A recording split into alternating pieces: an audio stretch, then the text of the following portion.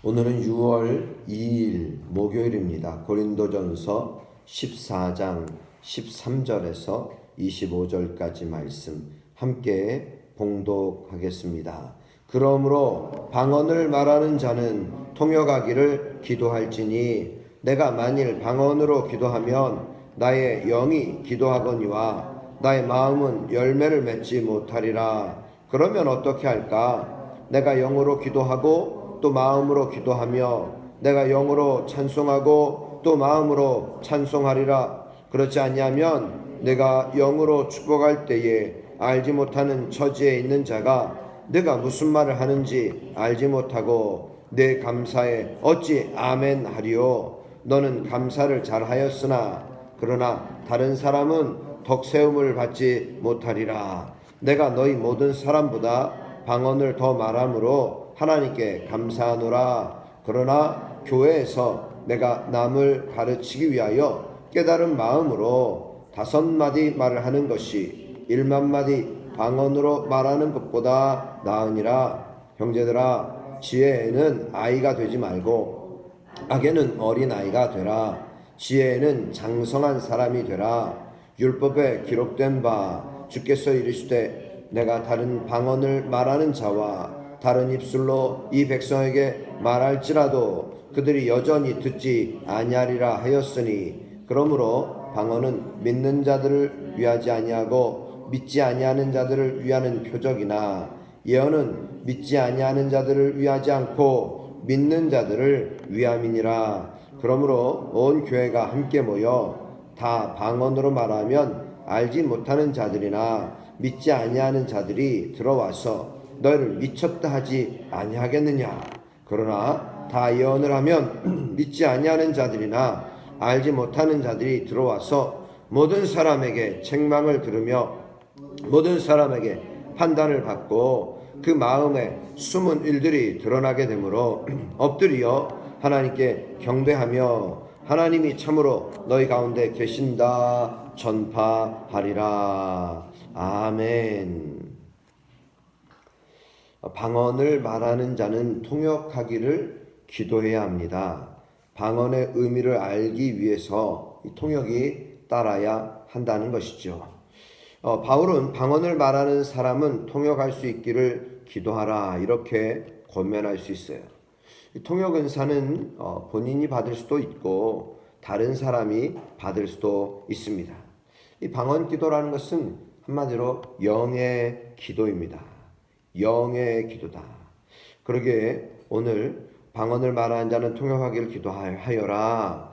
그리고 만일 방언으로 기도하면 나의 영이 기도하는 것이다. 나의 영의 기도라는 것이죠. 그러나 나의 마음은 열매를 맺지 못하리라. 그러면 어떻게 기도하는가? 영으로 기도하고 마음으로 기도하며 영으로 찬송하고 또 마음으로 찬송하리라.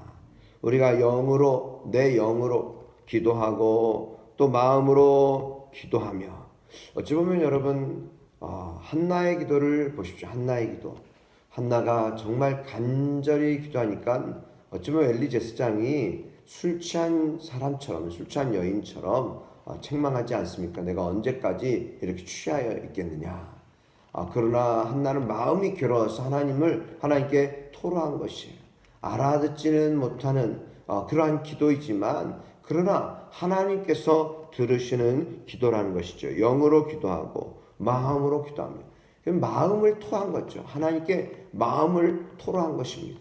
여러분, 오늘 우리의 기도가 정말 하나님을 향하여 기도하는 기도가 되어야 할 것입니다.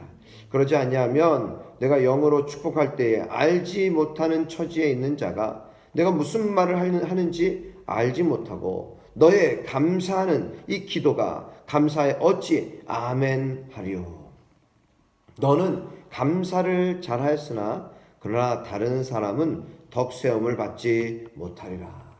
어찌 보면 여러분 영적인 부분에 있어서도 영적인 이기주의가 이 방언의 표현이 아닐까 생각이 듭니다. 여러분, 어찌 보면 우리가 방언으로 기도합니다. 그런데 여러분, 이 방언을 우리가 자랑해서는 안 된다는 거죠.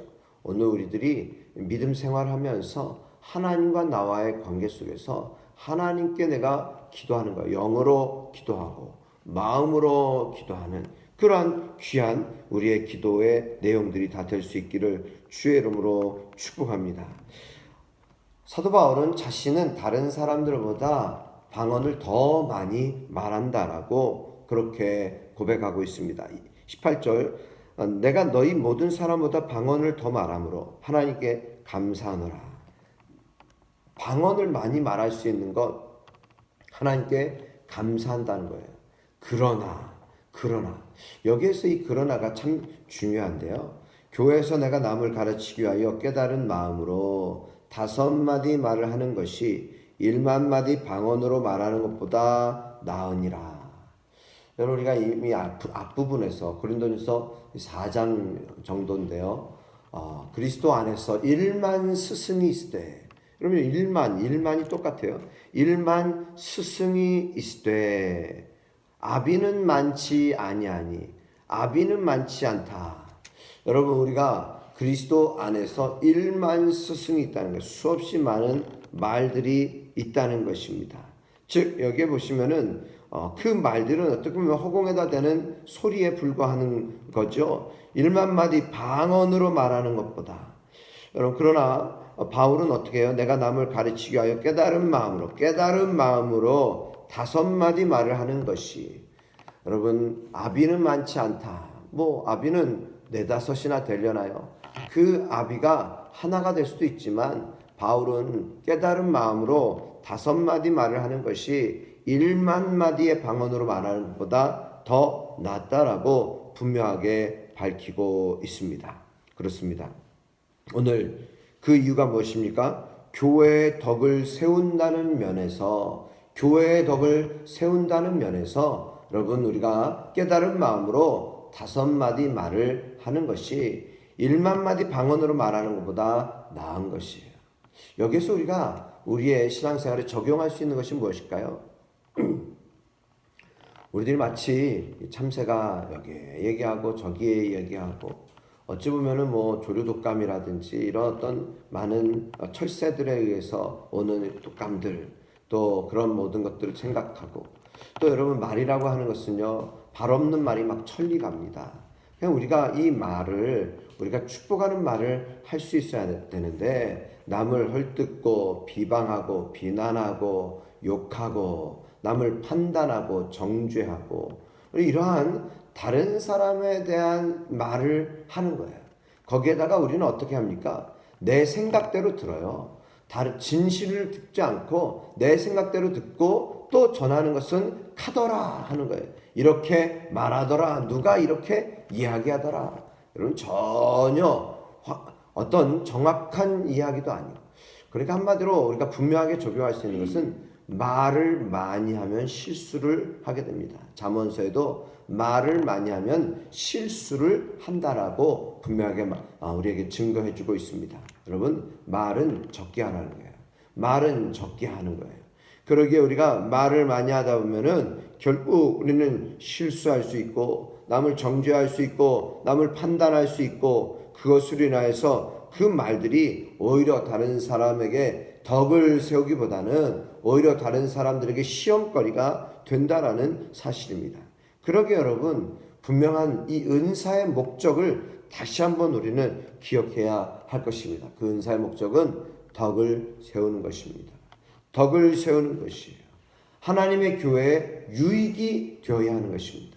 하나님의 교회에 유익이 되지 않는다면 나의 자랑거리가 된다면 그 은사는 공동체를 위한 것이 아니라 자기 자랑을 위한 것이 되며 그것은 하나님께서 기뻐하지 않으신다는 사실입니다. 20절 이하의 말씀은요. 형제들아 지혜에는 아이가 되지 말아라. 그러면 지혜는 어떤 사람이 되어야 되는가? 지혜는 장성한 사람이 되라.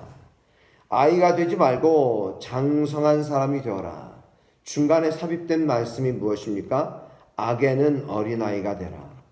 악이라고 하는 것에는 우리가 어린아이가 되어라. 잘 알지 못하는 사람이 되어라. 악은 우리가 알지 못하는 사람이 되라는 거예요. 우리는 장성한 믿음의 사람이 될 수 있기를 축복합니다. 여러분 이제는 우리가 장성하여서 단단한 음식도 씹을 수 있는 자들이 되어야 되지 않겠습니까?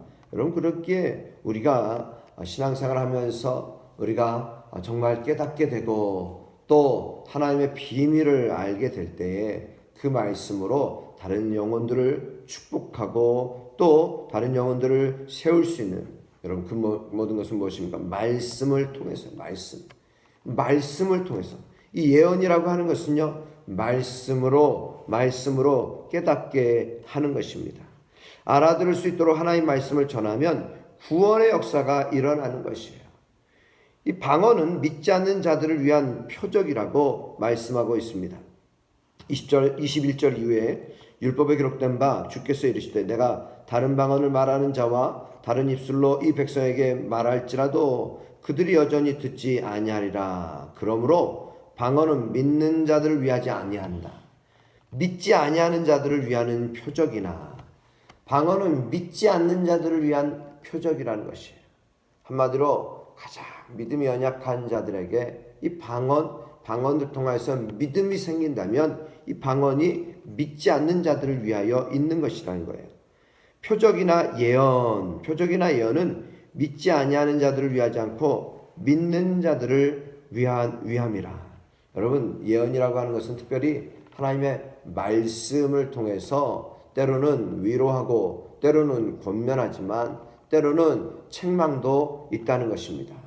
히브리서 4장 12절 하나님의 말씀은 살았고 운동력이 있어 활력이 있어서 좌우의 나에선 어떤 건보다도 더 예리하다 그랬어요. 혼과 영과 및 관절과 골수를 찔러 쪼개기까지 하며, 여러분, 찔러 쪼개기까지 하시는 하나님의 말씀에 깨닫게도 하시고 우리의 영이 찔리기도 하고, 그래서 우리가 그 말씀의 책망도 받는 거예요. 교훈과 책망과 바르게 함과 의로 교육하기에 유익한 말씀, 이 말씀이 하나님 말씀이에요. 바로 예언은 믿는 자들을 위하여 있는 것이에요. 그 말씀을 통해서 정말 하나님의 말씀을 깨닫고 그 말씀으로 우리가 도전도 받고 또 그 말씀을 통해서 바르게 되고 교훈을 얻어야 하는 것입니다. 그러므로 온 교회가 함께 모여 다 방언으로 말하면 알지 못하는 자들이나 믿지 아니한 자들이 와서 너희를 미쳤다 하지 않겠느냐.